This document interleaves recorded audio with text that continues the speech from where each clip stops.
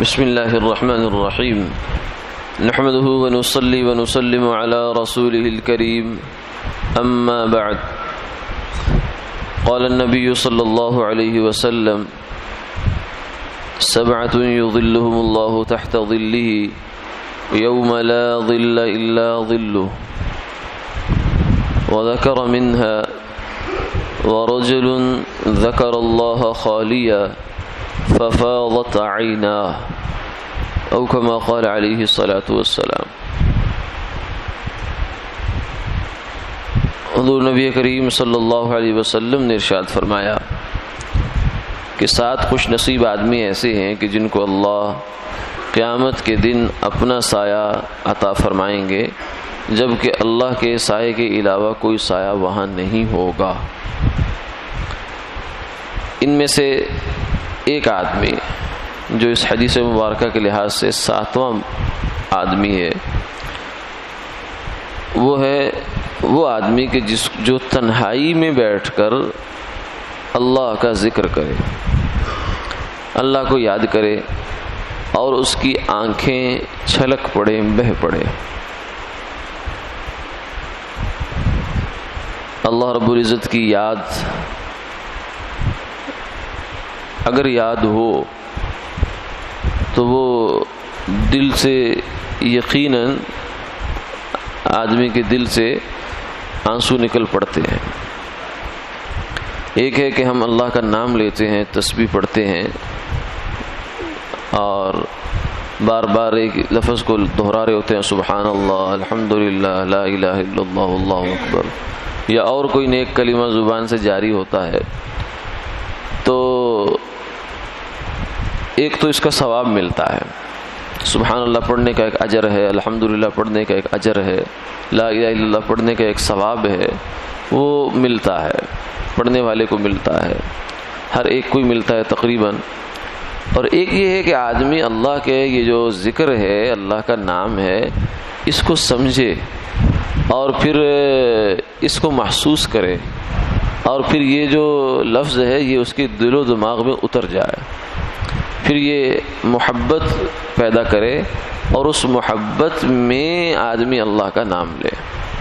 تو یہ جو محبت میں انسان کسی کا نام لیتا ہے تو اس سے پھر وہ صرف زبان کا لفظ نہیں رہ جاتا، بلکہ وہ لفظ اس کے دل کی آواز بن جاتا ہے۔ تو اللہ تعالیٰ کو جو انسان اس طرح یاد کرتا ہے، یعنی تنہائی میں ہے، حالانکہ کوئی دیکھ نہیں رہا، اگر مجمع کے سامنے وہ رو پڑے اور اس کی آنکھوں سے آنسو آ جائیں تو ہو سکتا ہے وہ اخلاص پر مبنی ہو، اور یہ بھی ہو سکتا ہے کہ اس میں کچھ لوگوں کو دکھانے کا شائبہ بھی موجود ہو۔ لیکن جو بندہ تنہائی میں اللہ کا نام لے رہا ہے، کوئی اس کے پاس موجود نہیں ہے، اس کو کوئی دیکھ نہیں رہا، ایک ہی دیکھ رہا ہے جس کا وہ نام لے رہا ہے، تو ایسی صورت میں اگر اس کے آنسو بہہ پڑتے ہیں، اس کی آنکھیں چھلک جاتی ہے، تو یہ اللہ کو ادا بڑی پسند آتی ہے کہ یہ بندہ میرا نام لے کر روتا ہے، یعنی یہ میرے نام کے پیچھے ایسے ہے جیسے دنیا کے قصوں میں ایک محبت کرنے والا دوسرے کے پیچھے ہوتا ہے، عاشق جو ہے وہ معشوق کے پیچھے ہوتا ہے، تو اس میں اس کے لیے اس کا نام ہی تسکین کا ذریعہ بن جاتا ہے۔ تو جو آدمی اللہ کا نام ایسے لیتا ہے اور اس کی آنکھیں چھلک پڑتی ہیں اللہ کے خوف سے، یا اپنے گناہوں پر ندامت سے،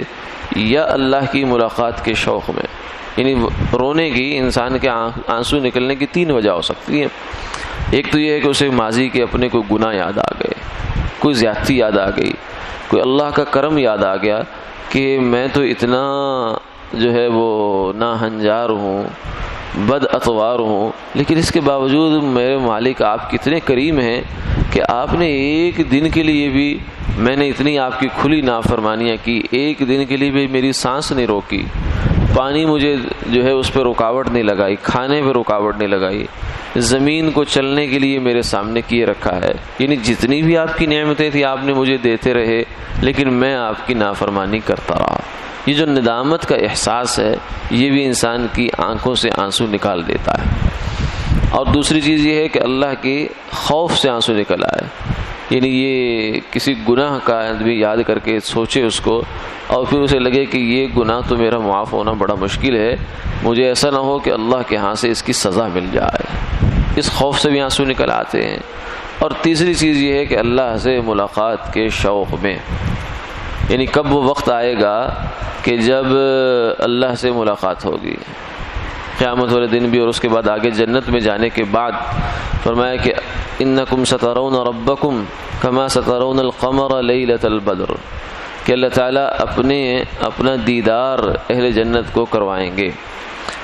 دنیا کی، اس کائنات کی سب سے بڑی لذت جو ہے وہ اللہ تعالیٰ کا دیدار ہے، اتنی بڑی ہے کہ اہل جنت جنت کو بھول جائیں گے۔ اس لذت کے سامنے جنت ہیچ ہوگی، وہ واپس ہی نہیں جائیں گے۔ اللہ تعالیٰ کہیں گے جاؤ واپس، تمہارے اہل خانہ انتظار کر رہے ہیں، لیکن وہ کہیں گے نہیں ہم نہیں جاتے، پھر اللہ تعالیٰ ان کو دوبارہ واپس بھیجیں گے۔ تو یہ جو محبت حقیقی ہے یہ اللہ اس کا مصداق ہے۔ تو اس محبت میں بھی اور اس شوق میں بھی کبھی کبھار آنسو انسان کے نکل آتے ہیں۔ تو اگر آنسو نکل آئیں تو اچھی بات ہے، ورنہ حدیث پاک میں آتا ہے کہ اگر تمہیں رونا نہ آئے تو رونے کی صورت بنا لیا کرو۔